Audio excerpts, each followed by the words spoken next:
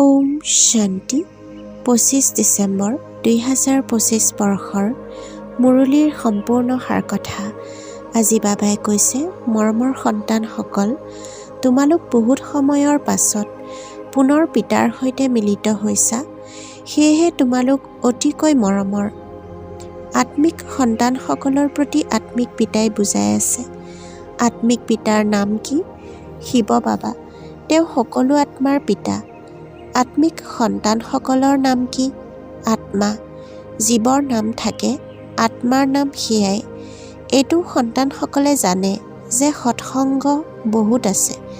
এয়া হৈছে সঁচা সত্যৰ সংগ, যি সত্য পিতাই ৰাজযোগ শিকাই আমাক সত্যযুগলৈ লৈ যায়। এনেকুৱা আৰু কোনো সৎসংগ বা পাঠশালা থাকিব নোৱাৰে। এইটো তোমালোক সন্তানসকলে জানা। গোটেই সৃষ্টিচক্ৰ তোমালোক সন্তানসকলৰ বুদ্ধিত আছে। তোমালোক সন্তানসকলহে স্বদৰ্শন চক্ৰধাৰী হোৱা। পিতাই বহি বুজায় এই সৃষ্টিচক্ৰ কেনেকৈ ঘূৰে। কাৰোবাক বুজালে চক্ৰৰ সন্মুখত থিয় কৰোৱা। এতিয়া তোমালোকে এইফালে যাবা। পিতাই জীৱ আত্মাসকলক কয়, নিজক আত্মা বুলি বুজা। তোমালোকে জানা যে বিদেশী শিৱ বাবা আমাৰ শিক্ষক গুৰু হয়, আৰু কোনো সৎসংগ আদিত এনেকুৱা কথা নুশুনাই। মধুবনটো এয়া এখনেই, তেওঁলোকে আকৌ এখন মধুবন বৃন্দাবনত দেখুৱায়। সেয়া ভক্তি মাৰ্গত মনুষ্যই বহি ৰচিছে। বাস্তৱত মধুবনটো এইখন। তোমালোকৰ বুদ্ধিত আছে যে আমি সত্যযুগ ত্ৰেতাৰ পৰা পুনৰ জন্ম লৈ এতিয়া সংগমত আহি থিয় হৈছোঁ। পুৰুষোত্তম হ'বৰ কাৰণে আমাক পিতা আহি সোঁৱৰাই দিছে।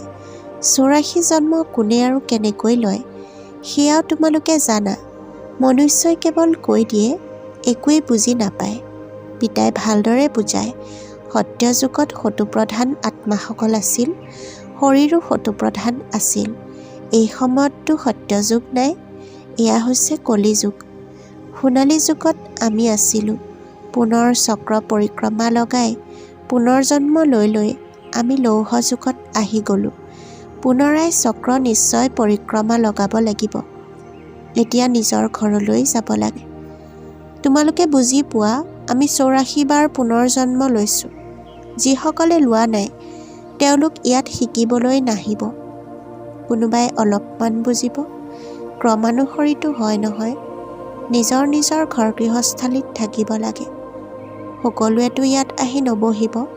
পুনৰুজ্জীৱিত হ'বলৈ তেওঁলোক আহিব, যিসকল বহুত ভাল পদ পাবলগীয়া হ'ব। কম পদ পাবলগীয়াসকলে বেছিকৈ পুৰুষাৰ্থও নকৰিব। এই জ্ঞান এনেকুৱা যে অলপমানো যদি পুৰুষাৰ্থ কৰে, তেন্তে সেয়া ব্যৰ্থত নাযায়, শাস্তি খাই আহি যাব। পুৰুষাৰ্থ ভালকৈ কৰিলে তেন্তে শাস্তিও কম হয়। স্মৃতিৰ যাত্ৰাৰ অবিহনে বিকৰ্ম বিনাশ নহ'ব। এইটো কথা বাৰে বাৰে নিজক সোঁৱৰাই দিয়া। যিকোনো মনুষ্যক লগ পালে প্ৰথমেতো তেওঁলোকক এইটো বুজাব লাগে, নিজক আত্মা বুলি বুজক। তোমালোকে বুজি পোৱা আত্মিক পিতাই কি বুজায়। তোমালোকৰ বুদ্ধিয়ে জানে। শিৱ বাবা এই ভাগীৰথত ব্ৰহ্মা বাবাৰ শৰীৰত বিৰাজমান হৈ আছে। আমাক তেওঁৱেই সহজ ৰাজযোগ শিকাই আছে। আৰু কোনো মনুষ্য মাত্ৰ নাই, যাৰ শৰীৰত পিতা আহি ৰাজযোগ শিকাব। সেইজন পিতা আহেই পুৰুষোত্তম সংগম যুগত। আৰু কোনো মনুষ্যই কেতিয়াও এনেকৈ নক'ব, বুজাব নোৱাৰে। এইটোও তোমালোকে জানা যে এই শিক্ষা কোনো এইজন পিতাৰ বা ব্ৰহ্মাৰ নহয়। এওঁতো এইটো নাজানিছিল যে কলিযুগ শেষ হৈ সত্যযুগ আহিব। এওঁৰ এতিয়া কোনো দেহধাৰী গুৰু নাই। বাকীটো সকলো মনুষ্য মাত্ৰেই ক'ব, আমাৰ অমুক গুৰু আছে, অমুক জ্যোতিত সমাহিত হৈ গ'ল। সকলোৰে দেহধাৰী গুৰু আছে। ধৰ্ম প্ৰতিষ্ঠাপক সকলো দেহধাৰী হয়। এইটো ধৰ্ম কোনে প্ৰতিষ্ঠা কৰিলে? পৰম পিতা পৰমাত্মা ত্ৰিমূৰ্তি শিৱ বাবাই ব্ৰহ্মাৰ দ্বাৰা প্ৰতিষ্ঠা কৰিছে। এওঁৰ শৰীৰৰ নাম ব্ৰহ্মা। খ্ৰীষ্টানসকলে ক'ব, যীশুখ্ৰীষ্টই এইটো ধৰ্ম প্ৰতিষ্ঠা কৰিলে। তেওঁতো দেহধাৰী, চিত্ৰও আছে। এইটো ধৰ্মৰ প্ৰতিষ্ঠাপকৰ কি চিত্ৰ দেখুৱাব? শিৱৰে দেখুৱাব। শিৱৰ চিত্ৰও কোনোবাই ডাঙৰ কোনোবাই সৰুকৈ তৈয়াৰ কৰে। তেওঁতো বিন্দুহে হয়। নাম ৰূপো আছে কিন্তু অব্যক্ত, এই দুচকুৰে চাব নোৱাৰে। শিৱ বাবাই তোমালোক সন্তানসকলক ৰাজ্যভাগ্য দি থৈ গ'ল, সেইবাবেতো স্মৰণ কৰে নহয়। শিৱ বাবাই কয় মনমনাভ হ'ব, মোক একমাত্ৰ পিতাক স্মৰণ কৰা, কাৰো স্তুতি কৰিব নালাগে। আত্মাৰ বুদ্ধিত কোনো দেহৰ স্মৃতি আহিব নালাগে। এইটো ভালদৰে বুজিবলগীয়া কথা। আমাক শিৱ বাবাই পঢ়ায় গোটেই দিন এইটো পুনৰাবৃত্তি কৰি থাকা। শিৱ ভগৱানো বাছ পোনপ্ৰথমেতো অলফৰ পিতাৰ বিষয়েহে বুজাবলগীয়া হয়। এইটো দৃঢ় নকৰাকৈ বে অৰ্থাৎ বাদশ্বাহীৰ কথা শুনালে তেতিয়া একোৱেই বুদ্ধিত ধাৰণ নহ'ব। কোনোবাই কৈ দিয়ে এই কথাটি শুদ্ধ, কোনোবাই কয় এইটো বুজিবলৈতো সময় লাগিব, কোনোবাই কয় বিচাৰ কৰি চাম। বিভিন্ন প্ৰকাৰৰ আহে। এয়া হ'ল নতুন কথা। পৰমপিতা পৰমাত্মা শিৱই আত্মাসকলক পঢ়ায়।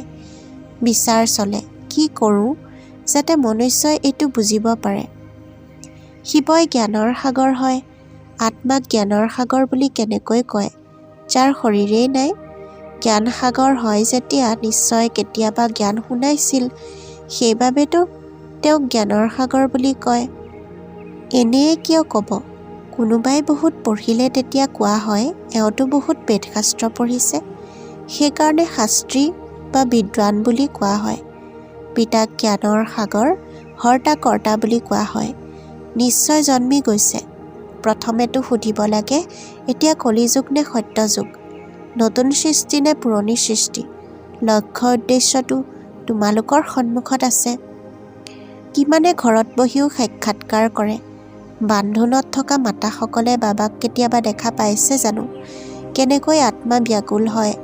নিজৰ ঘৰৰ সমীপত আহিলে আত্মা আনন্দিত হয়। বুজি পায় বাবাই আমাক জ্ঞান দি অলংকৃত কৰিবলৈ আহিছে। অৱশেষত এদিন খবৰ কাগজতো প্ৰকাশ পাব। এতিয়াতো স্তুতি নিন্দা মান অপমান সকলো সন্মুখত আহে। জানে যে কল্প পূৰ্বেও এনেকুৱা হৈছিল। যিটো ছেকেণ্ড পাৰ হৈ গ'ল তাৰ চিন্তন কৰিবলগীয়া নহয়। খবৰ কাগজত কল্প পূৰ্বেও এনেকৈ প্ৰকাশ পাইছিল।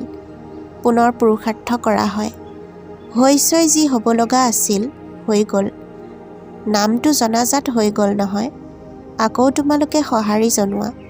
কোনোবাই পঢ়ে কোনোবাই নপঢ়ে, সময় নাপায়, অন্য কামত লাগি যায়। এতিয়া তোমালোকৰ বুদ্ধিত আছে এয়া বেহদৰ ডাঙৰ ড্ৰামা। টিক টিক চলি থাকে, চক্ৰ ঘূৰি থাকে। এক ছেকেণ্ডত যি অতীত হৈ গ'ল আকৌ ৫,০০০ বছৰৰ পাছত পুনৰাবৃত্তি হ'ব। যি হৈ গ'ল ছেকেণ্ডৰ পাছত খিয়ালত আহে এইটো ভুল হৈ গ'ল, ড্ৰামাত নিৰ্ধাৰিত হৈ গ'ল। কল্প পূৰ্বেও এনেকৈয়ে ভুল হৈছিল, অতীত হৈ গ'ল। এতিয়া আৰু আগলৈ নকৰোঁ। পুৰুষাৰ্থ কৰি থাকে। তোমালোকক বুজোৱা হয় যে বাৰে বাৰে ভুল কৰাটো ভাল নহয়। এইটো কৰ্ম ভাল নহয়। অন্তৰ দহি থাকিব মোৰ দ্বাৰা এইটো বেয়া কাম হ'ল। পিতাই বুজনি দিয়ে এনেকুৱা নকৰিবা, কাৰোবাৰ দুখ হ'ব, মানা কৰা হয়। পিতাই কৈ দিয়ে এইটো কাম নকৰিবা, নুসুধাকৈ বস্তু তুলি লোৱা তাক চুৰি কৰা বুলি কোৱা হয়। এনেকুৱা কাম নকৰিবা, কটু বচন উচ্চাৰিত নকৰিবা। আজিকালি জগতখন চোৱা কেনেকুৱা। কোনোবাই লগোৱাৰ ওপৰত ক্ৰোধ কৰিলে তেতিয়া তেওঁ শত্ৰুতা কৰিবলৈ লাগি যায়। তাততো সিংহ ছাগলী পৰস্পৰ মিলাপ্ৰীতিৰে থাকে। অপ্ৰীতি আৰু মিলাপ্ৰীতি। সত্যযুগত সকলো মনুষ্য আত্মা পৰস্পৰ মিলাপ্ৰীতিৰে থাকে। আৰু এই ৰাৱণৰ সৃষ্টিত সকলো মনুষ্য অপ্ৰীতিকৰ। পিতা পুত্ৰও অপ্ৰীতিকৰ। কাম মহাশত্ৰু হয় নহয়। কাম কটাৰী চলাই এজনে আনজনক দুখ দিয়ে।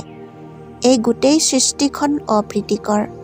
সত্যযোগী সৃষ্টি মিলাপ্ৰীতিৰ হয়।